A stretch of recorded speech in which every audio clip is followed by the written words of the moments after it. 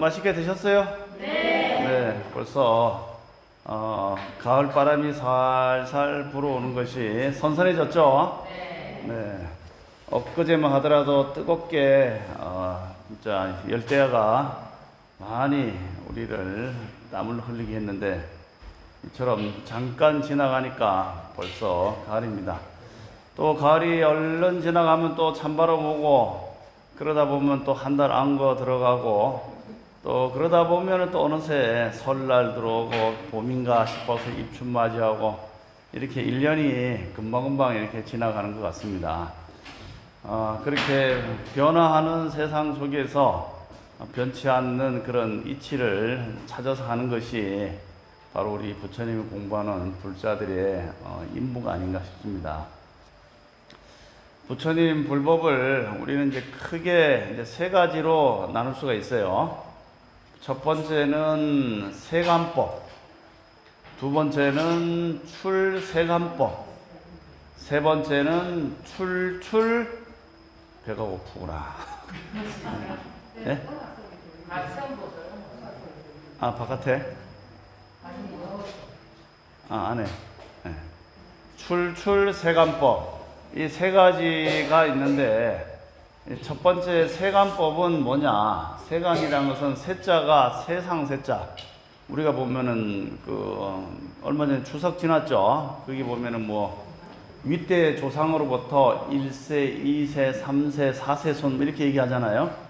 그런데 세라는 것은 보통 한 30년을 한 대 하는데 밑에서 올라갈 때는 위에 있는 조상한테는 이제 대라고 부르고 위에서 조상이 내려다 봤을 때는 세라고 부르거든요. 어쨌든 시간상으로 봤을 때의 그 흐름을 세라고 그러고 그 다음에 공간상의 어떤 공간 면적을 따질 때는 간이라 합니다. 그래서 요즘으로 얘기하면 이제 타임 앤 스페이스. 우리가 지금 요 자리에 있는 것은 공간상으로 같이 있지만은 1시간, 2시간 뒤에 요 자리에 오면 요런 사람들 만날 수 있을까요? 못 만나죠. 같은 공간에 있지만은 같은 시간과 겹치는 그 순간에 우리는 만납니다, 이게. 그래서 세간이라 하면은 이렇게 사람이 살아가는 공간과 시간 속에서 각각의 시간 속에서 같은 양성사지만은 과거에 만났던 분들, 현재 만나고 있는 분들, 미래에 만나고 있는 분들 그것을 다 초월하고 같은 시간 속에 있어도 이 대한민국이라든지 우주에 같이 함께 머무르고 있는 그런 사람들한테, 즉 일반 세상 사람들한테 필요한 그런 가르침이 부처님께서 설하신 것이 이제 세간법. 그 다음에 이제 출세간법은 아까 말씀드린 것처럼 계속 변해가지 않습니까? 변해가면 다 허망해지고 심지어는 이제 이교도들은 야, 너희들이 맨날 믿는 그 부처님도 돌아가시고 나니까 뼈밖에 없지 않느냐? 그 무슨 의미가 있냐? 이렇게 얘기할 수 있겠죠. 그렇지만은 부처님이 열반하셔도 그 남기신 가르침의 오묘한 이치, 그것은 시간과 공간을 초월해서 여여하게 빛나고 있는 그 원리 이치를 설하신 것이 출세간법이다. 이렇게 볼 수 있겠죠. 그 다음에 다시 출세간법에서 그러면은 세간을 떠난 법이니까 일반 세상 사람들한테는 안 맞을 수도 있어요. 우리는 원리를 공부하는 거니까 출세간법은.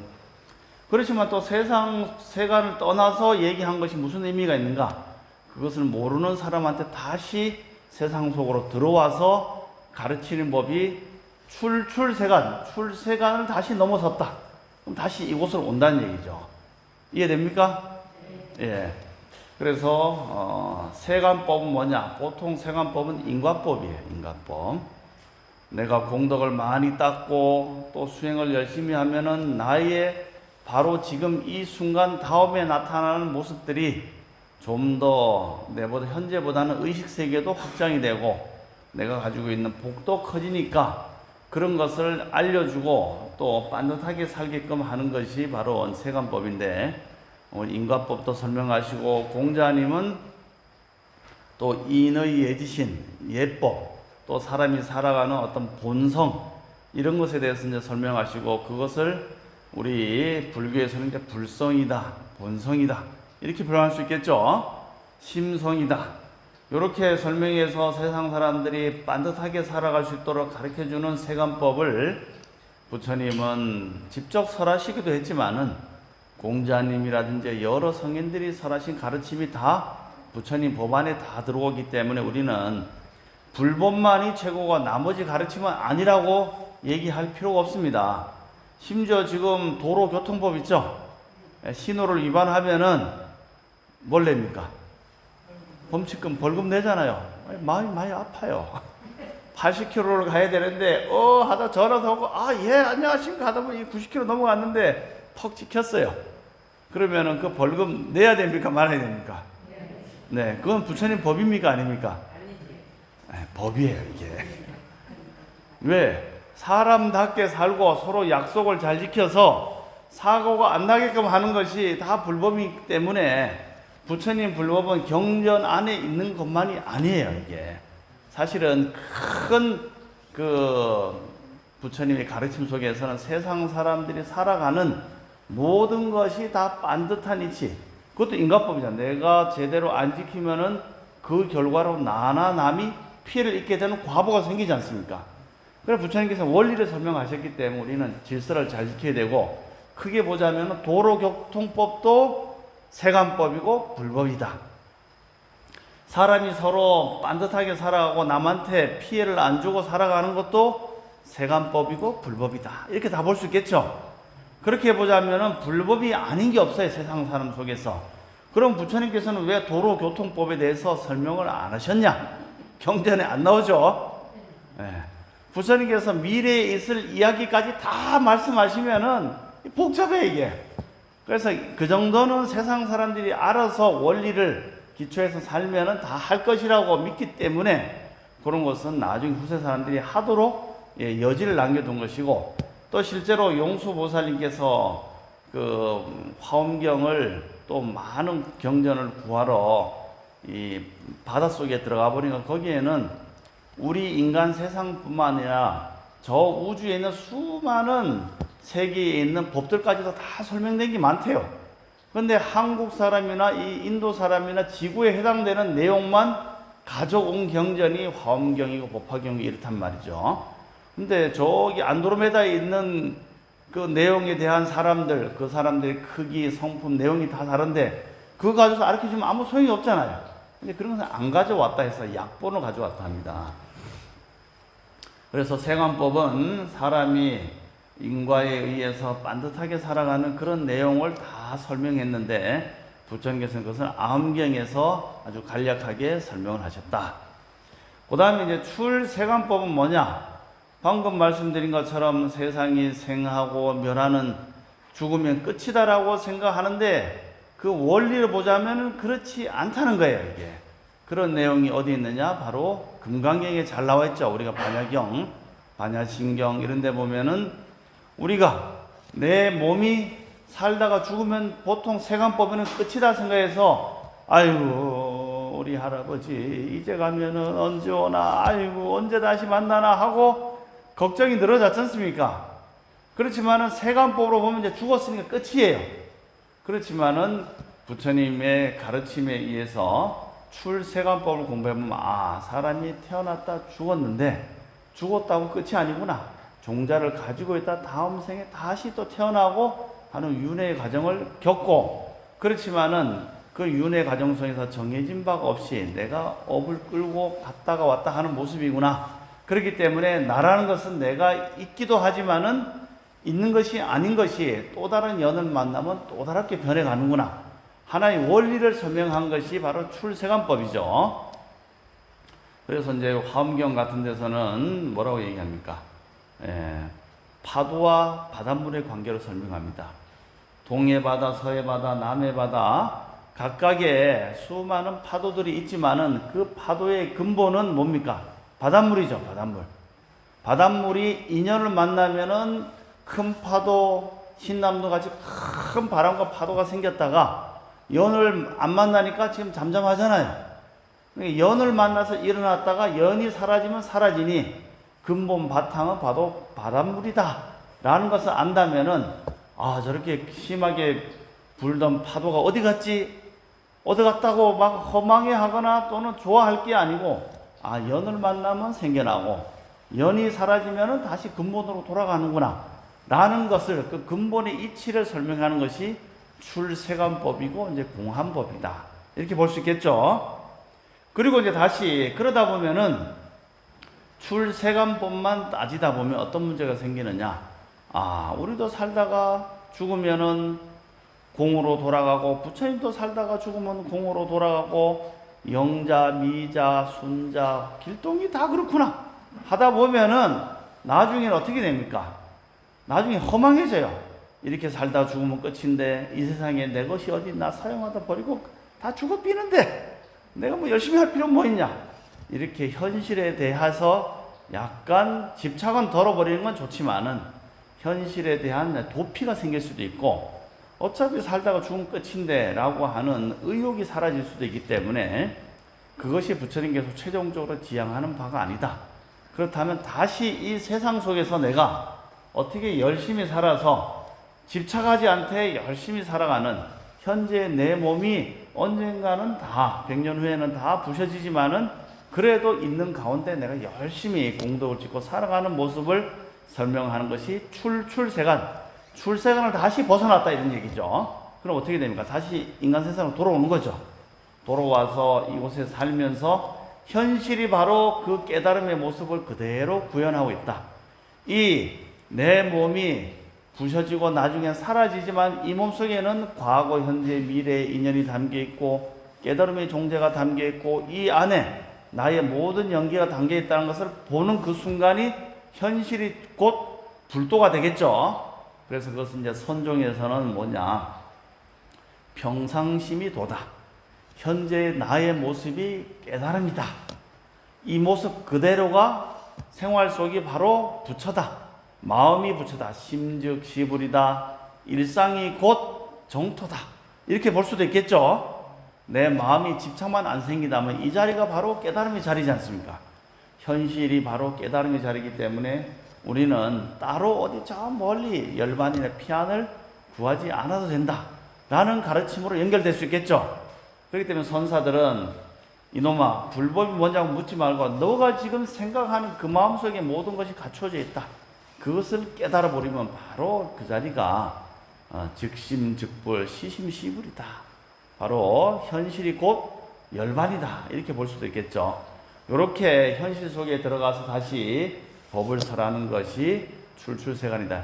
그래서 우리는 부처님 공부를 할 때 이와 같이 세 가지 가운데 지금 저 스님이 어느 부분에서 설명을 하고 있는가를 헷갈려 하면 안 됩니다.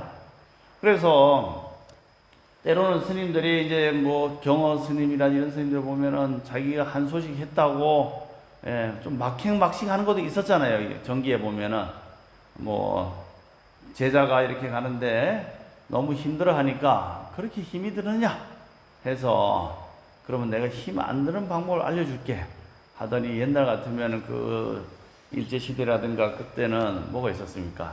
구한말에 한 동네에 우물을 깃고 있는데 우물에 가서 그 처녀가 물을 길어갖고 이제 항아리를 이렇게 들고 집으로 이제 돌아가잖아요.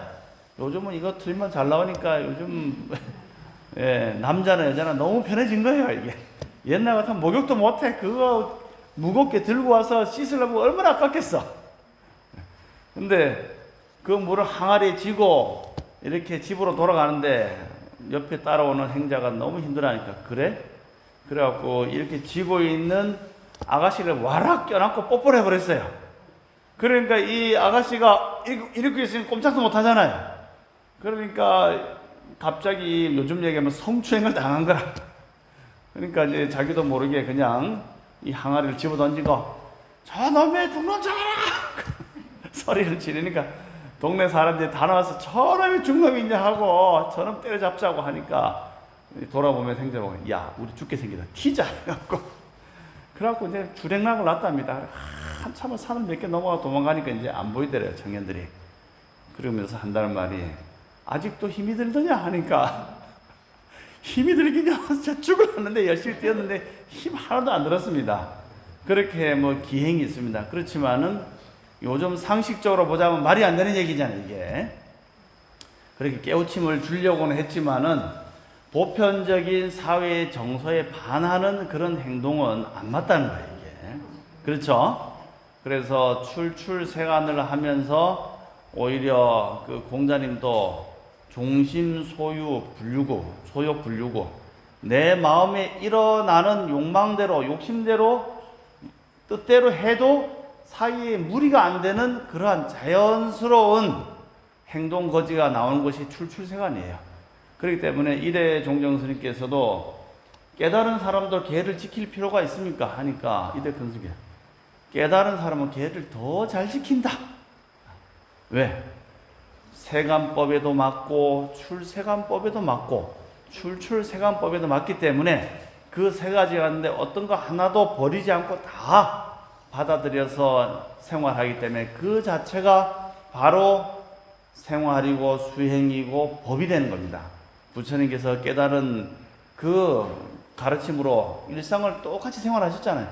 걸음걸이 하나도 부처님의 가르침은 수행이고 법이 되었고, 먹는 것 하나도 법이었고, 잠자고 말하고 행동하는 모든 것이 다 법다이 사셨다는 것은 세간법에도 맞고, 그렇지만 집착하지 않는 출세간도 맞고, 중생을 제도하고 다시 이 세상을 바라볼 때 그 마음도 여전히 깨달음의 자리에 합했기 때문에 우리는 도를 얻었다, 성불을 했다 해서 막행막식하나 자기 멋대로 하는 것이 결코 수행이 아니다, 이렇게 볼 수 있겠죠.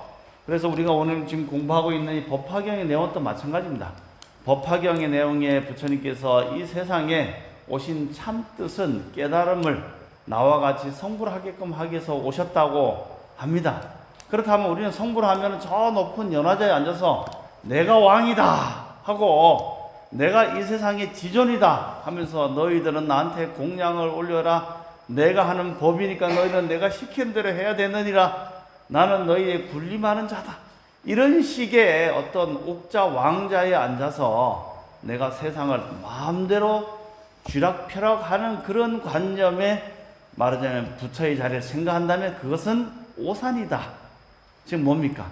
오히려 깨달았기 때문에 세상 사람들한테 바른 법을 전해주고 세상 사람들이 사는 바른 이치와 법도와 예절에 맞게끔 생활하는 그 자체가 깨달음의 모습이다, 이렇게 볼 수 있겠죠. 네, 저는 입산하고 착각했어요. 깨달으면 이제 내가 높은 데 올라가니까 다 나한테 경배하라 하고 막 이런 식으로 생각했던 건데 그게 아니라는 거예요.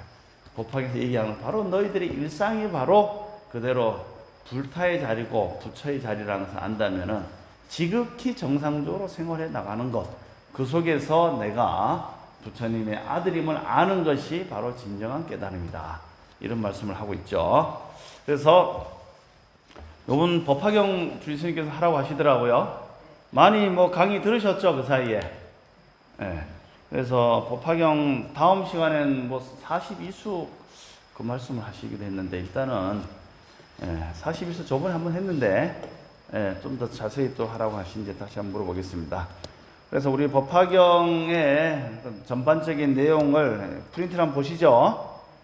보시면은 총 법화경은 총 28품으로 구성되어 있습니다. 이 품을 그렇게 나눴는데 공부하기 좋게 이제 품들이 나중에 법화경이 현재에 있는 법화경이 이대로 만들어진 건 아니에요.